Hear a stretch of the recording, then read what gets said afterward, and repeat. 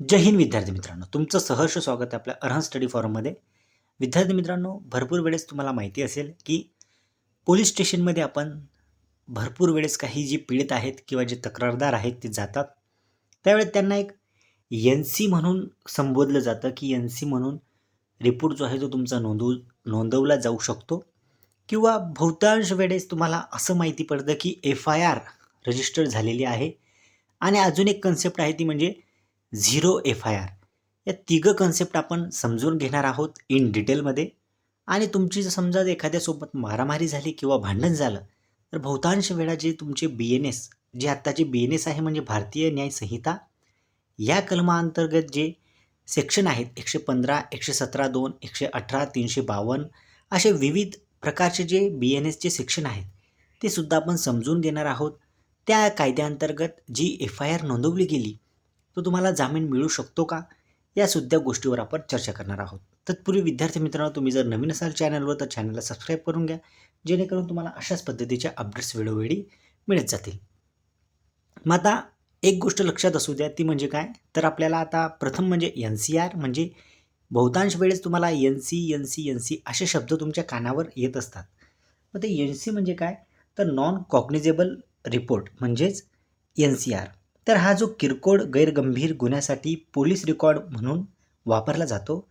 उदाहरणार्थ समजून घ्या, शाब्दिक तुमची काही शिवीगाळ झाली असेल एखाद्यासोबत, किंवा साधी धमकी तुम्ही दिली असेल एखाद्याला, किंवा किरकोळ मारामारी झाली असेल दोघांमध्ये, किंवा समजा तुम्ही जर एखाद्याला शिवीगाळ केली किंवा तुमच्या शिवीगाळीचं रूपांतर जे आहे ते थोडं मारामारीमध्ये रूपांतर झालं, तर त्यावेळेस FIR न नोंदवता जे पोलीस स्टेशनमध्ये आपण गेलो तेव्हा ते NC नोंदवून घेतात. म्हणजे काय, तर नॉन कॉग्निजेबल. म्हणजे ह्या नॉन कॉग्निजेबलचा जो असतो ना, तो कलम 115 CRPC अंतर्गत, म्हणजे जुना CRPC, म्हणजे आता तुम्हाला जुनं CRPC आणि BNS याचा फरकसुद्धा तुम्हाला समजून घ्यायचा आहे.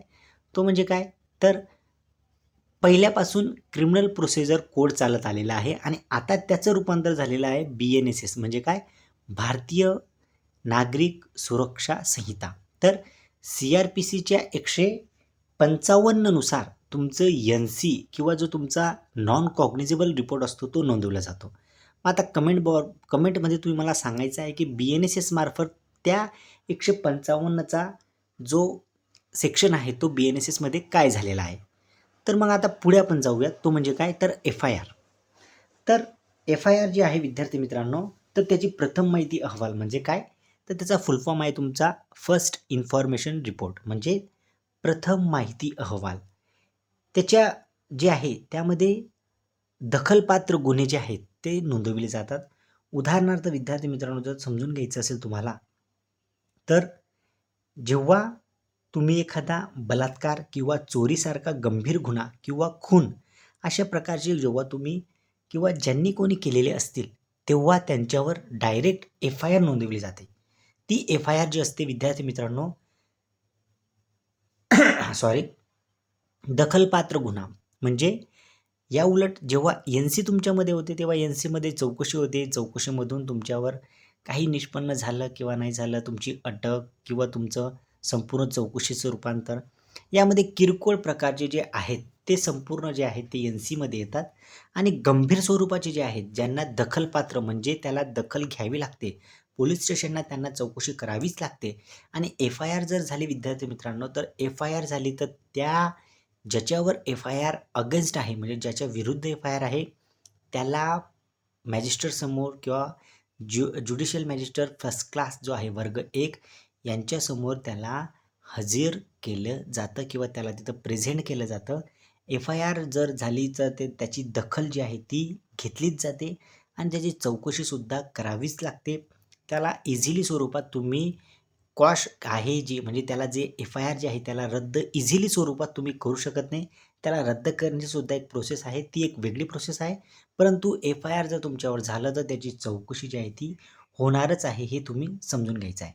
तर त्याचे प्रमुख जे आहेत, त्याचं मुख्य जे आहे FIRचं प्रमुख मुद्दे त्याचे तुम्ही समजून घ्या. ते म्हणजे काय, तर CRPC 154 किंवा भारतीय नागरिक सुरक्षा संहिता म्हणजेच काय, तर BNSS 2023च्या 173 अंतर्गत जी आहे FIR ती दाखल केली जाते. मग त्याचा उद्देश काय आहे? तर ते एक घटनेची औपचारिक नोंद करते, ज्यामुळे पोलीस तपास सुरू होतो. पोलिसांची चौकशी सुरू होते.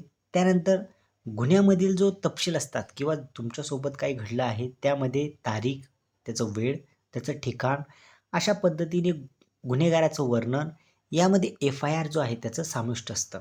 त्याची प्रक्रिया जी आहे ती तोंडी किंवा लेखी गुन्ह्याची तक्रार करू शकतो. तुम्हाला जर वाचता येत असेल तर तुम्ही व्यवस्थितप्रमाणे लिहून तक्रार करू शकतात किंवा जर तुमच्यासोबत काही घडलं असेल तर तुम्ही ओरली म्हणजे तोंडीसुद्धा तुम्ही त्या ठाणे अंमलदारांना सांगून तुम्ही तुमची एफ-आय-आर जी आहे ती रजिस्टर करू शकतात.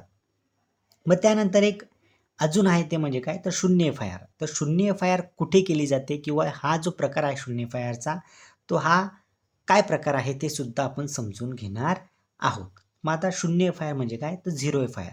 तर झिरो एफ-आय-आर म्हणजेच एफ-आय-आर असते, परंतु एफ-आय-आर आणि झिरो एफ-आय-आरमध्ये फक्त एवढाच फरक आहे, तो म्हणजे काय तर जो कोणताही पोलीस ठाण्यात नोंदविता येतो. एफ-आय-आर जे आहे ते तुम्ही तुमच्या ज्युरिस्डिक्शनमध्ये म्हणजे तुम्ही ज्या ठिकाणी राहतात किंवा तुम्ही जिथं तुमचं काही वास्तव्य असेल, त्याच्यामध्ये जी पोलीस चौकी असेल किंवा जिथं गुन्हा घडलेला असेल, त्या अंतर्गत येणारी जी पोलीस चौकी असेल किंवा ते पूर्ण क्षेत्र असेल किंवा समजा त्या तालुक्यात तुम्ही राहतात, तिथली मोठी पोलीस चौकी असेल किंवा जिल्ह्यात असेल किंवा तिथली मोठी पोलीस चौकी असेल, त्या ठिकाणी तुम्ही एफ-आय-आर जी आहे ती नोंदवू शकतात.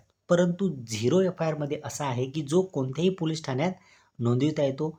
मग तो गुन्हा कुठे घडला किंवा तो कोणत्या ठाण्याच्या अधिकार क्षेत्रात येतो याची पर्वा न करता यामुळे गंभीर प्रकरणामध्ये उदाहरणार्थ बलात्कार असेल किंवा खून असेल यासारख्या ज्या प्रकरणं आहेत ते पोलीस अधिकार क्षेत्रातील वादावर वेळ वाया न घालवता त्वरित कारवाई करू शकतात किंवा त्याच्यामध्ये त्वरित कारवाई होते झिरो एफ-आय-आरमध्ये. म्हणजे कोणाच्या अधिकार क्षेत्रामध्ये आहे याची पर्वा न करता झिरो एफ-आय-आर जे आहेत म्हणजे त्या एफ-आय-आरला झिरो असं नाव दिलं जातं आणि मग ते एफ-आय-आर नोंदवलं जातं.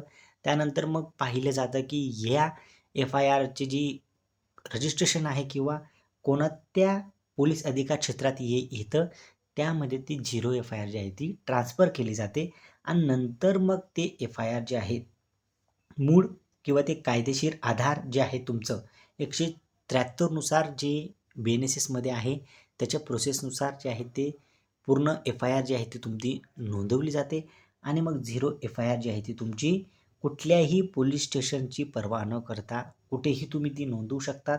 परंतु मग नंतर ती ट्रान्सफर होते आणि ट्रान्सफर होऊन ती ज्या अधिकार क्षेत्रात तुम्ही येतात किंवा ज्या अधिकार क्षेत्रामध्ये गुन्हा झालेला आहे त्या अधिकार क्षेत्रात ती ट्रान्सफर होते. आता हे झालं विद्यार्थी मित्रांनो एन-सी, एफ-आय-आर आणि झिरो एफ-आय-आर. मग आता जे तुमचे कलम आहेत ते म्हणजे काय तर अगोदरच मी तुम्हाला सांगितलं समजा तुमची किरकोळ मारामारी झाली किंवा तुमच्यासोबत काही डिस्प्यूट झालं किंवा तुमच्या जे आहेत किंवा कोणत्या अंतर्गत जर एफ-आय-आर झाली त्याच्यामध्ये बी-एन-एस सेक्शन आहेत 115, 117(2), 118, 352 तर हे काय आहेत, त्याची शिक्षा काय आहे हे आता थोडक्यात मी तुम्हाला सांगणार आहे. विद्यार्थी मित्रांनो आता आपण पाहणार आहोत तर समजा तुमची एखाद्यासोबत मारामारी झाली किंवा भांडण झाली तर भरपूर वेळेस तुम्हाला एफ-आय-आरमध्ये किंवा जे तुमचे बी-एन-एस आहेत भारतीय न्याय संहिता याच्यामध्ये तुम्हाला विविध जे सेक्शन आहेत ते तुम्हाला बघायला किंवा तुम्हाला ते बघायला दिसतात. तर त्याचा अर्थ काय असतो किंवा त्या संपूर्ण गोष्टीचं जी प्रक्रिया आहे ती तुम्ही आता समजून घेणार आहोत. तर त्यामध्ये प्रथम आहे तुमचा 115 सेक्शन 115 जो आहे विद्यार्थी मित्रांनो तो असतो तुमचा 115. बी-एन-एस-एस जर असेल तर समजून घ्यायचं आहे तुम्ही भारतीय न्याय संहिता 2023च्या कलम 115मध्ये स्व-इच्छेने दुखापत करण्याच्या गुन्ह्याची व्याख्या किंवा शिक्षा दिली आहे. म्हणजेच जेव्हा एखादी व्यक्ती जाणून बुजून दुसऱ्याच्या शरीरात वेदना, आजार किंवा अशक्तपणा देते तेव्हा ते लागू होते. याचा अर्थ असा की समजून घ्या तुम्ही एखाद्याला जाणून बुजून तुम्ही दुसऱ्याला समजून घ्या एखाद्या वेदना देण्याचा जर प्रयत्न केला तर तेव्हा तुमचा 115 जो आहे तो कलम लागतो. तर त्यामध्ये विद्यार्थी मित्रांनो जी तुमची महत्त्वाची आहे व्याख्या ती म्हणजे काय तर स्वेच्छेने दुखापत करते जर ती अशा हेतूने किंवा माहितीने वागेल की ती हानी पोचवू शकते आणि प्रत्यक्षात एखाद्याला दुखापत होते. या अंतर्गत 115 115 क्लॉज 1 यामध्ये जे आहे ते बी-एन-एसच्या 115 क्लॉज 1मध्ये तुमचं स्वेच्छेने दुखापत ही जी आहे ती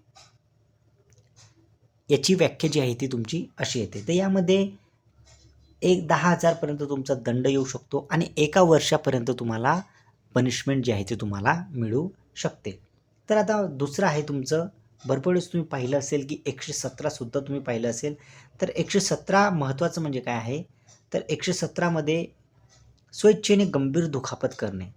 तिथे गंभीर स्वरूपाचा शब्द नव्हता. इथे मात्र असा आहे की गंभीर स्वरूपाचं म्हणजे काय, त्याला आपण इंग्लिशमध्ये असं म्हणू शकतो की व्हॉलंटरीली काउजिंग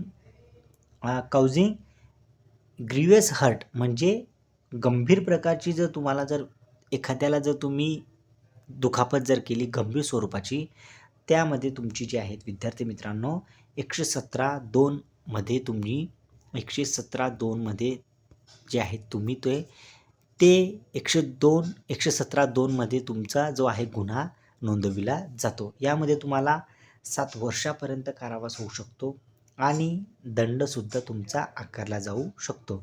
कालावधी निश्चित नाही आहे, 7 वर्षापर्यंत असू शकतो. मग तुम्हाला 3 वर्ष, 2 वर्ष, 4 वर्ष, 5 वर्ष अशा पद्धतीने कारावास होण्याचे चान्सेस असतात.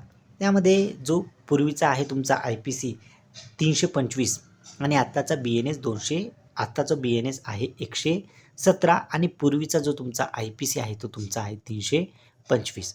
आता पुढे जो आपण पाहणार आहोत, या स्वरूपात जर गुन्हा तुम्ही केला 117/2 मध्ये, तर हा एक गंभीर स्वरूपाचा अजामीनपात्र, म्हणजे याच्यामध्ये तुम्हाला जामीन जो आहे तो सहसा मिळतो, परंतु लगेच तुम्हाला इझिली जामीन मिळत नाही. यामध्ये दखलपात्र आहे, कॉग्निझेबल आहे, म्हणजे तुम्ही नॉन बेलेबल ऑफेन्स हा तुमचा 117 सब क्लॉज 2 यामध्ये जर तुम्ही गुन्हा केला तर तुम्हाला जामीन जो आहे तो तुम्हाला इझी स्वरूपात मिळणार नाही. तुम्हाला चौकशी, त्यानंतर तुम्ही थोडं पोलीस कस्टडी, त्यानंतर MCR अशा पद्धतीने तुम्हाला जावं लागेल.